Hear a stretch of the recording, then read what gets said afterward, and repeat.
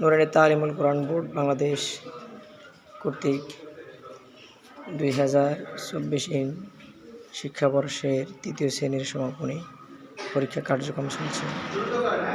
পূর্ববর্তী আজিজা নুরানী তাহফিজুল কোরআন মাদ্রাসা কেন্দ্রে সমাপনী পরীক্ষার প্রথম দিনের দৃশ্য।